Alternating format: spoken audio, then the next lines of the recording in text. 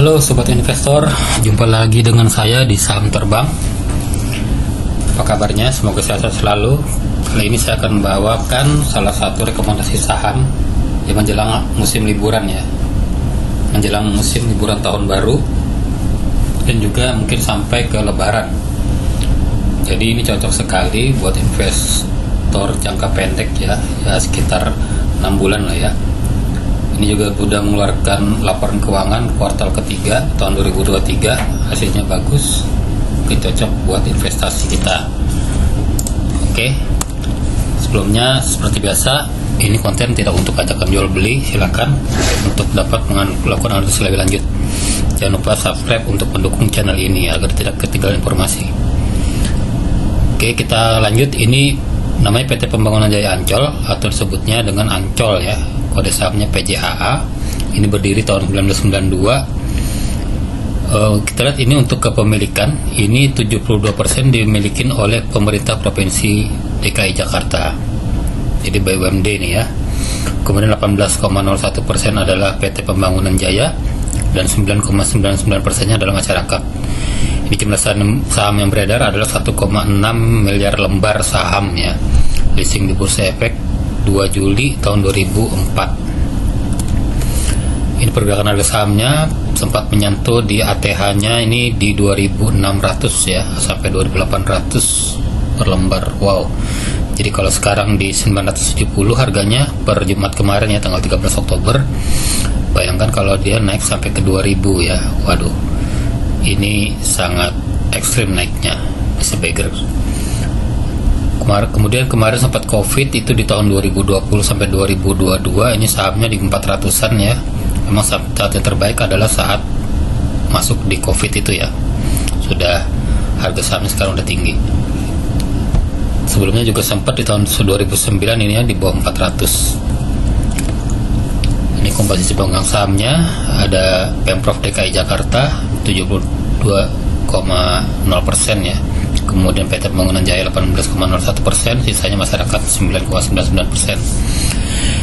Struktur organisasi per Desember 2022 kita lihat ini nama direktur komisarisnya, Dewan Komisarisnya ada Pak Sutioso juga di sini ya, mantan Gubernur DKI Jakarta. Kemudian ada Presiden Komisarisnya Pak Thomas dan Kis. Kemudian direktur utamanya Winarto. Nah ini di bawahnya ada properti, operasi dan keuangan ya. Oke, kita lanjut ke segmen usahanya. Kita lihat ini ada beberapa segmen usaha ya, karena pendapatan PJA ini adalah dari sektor pariwisata, properti dan juga kuliner ya. Pariwisatanya ini berupa tempat wisata di Ancol ya, nggak kemana-mana, memang di Ancol itu aja. Ada taman dan pantai, ada Dufan ya, ada SeaWorld, kita tahu semua ya, sangat terkenal di Jakarta buat liburan. Kemudian properti, nah ini ada konsep hunian real estate ya, kita tahu ada Marina Coast Royal Residence, ada Marina Coast The Green ya, ada apartemen Northland dan lain-lain. Kemudian ada segmen resort juga, ini ada Putri Duyung Ancol yang di Pulau Bidadari ya, Kepulauan Seribu. Untuk segmen kuliner ini ada beberapa makanan-makanan ya yang ini kerjasama dengan beberapa mitra mengelola restoran di Ancol tersebut juga. Kemudian ada segmen meeting, insentif, conference dan exhibition MICE. Ini juga perusahaan mulai melakukan kegiatan usaha di segmen MICE ini sejak 2012.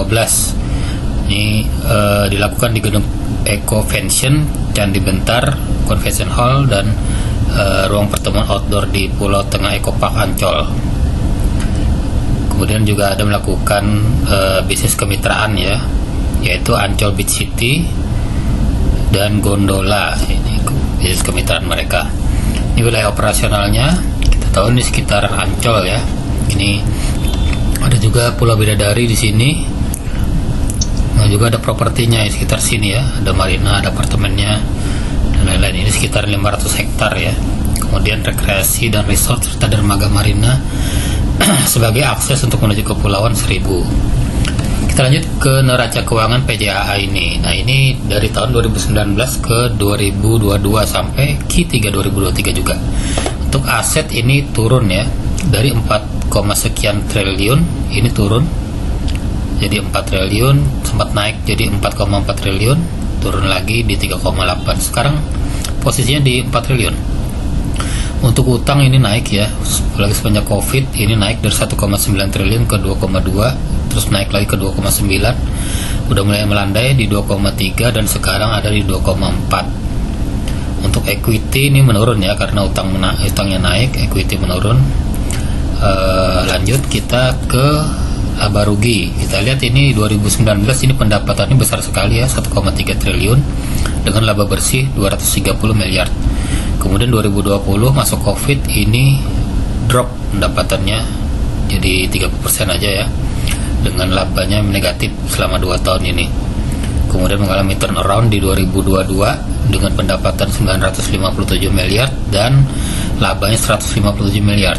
Nah, kita lihat di Q3 2023 ini sudah melebihin Q3 2022, bahkan melebihin tahun 2022 guys. Ini 170 miliar, ini 154 miliar, bagus sekali ya.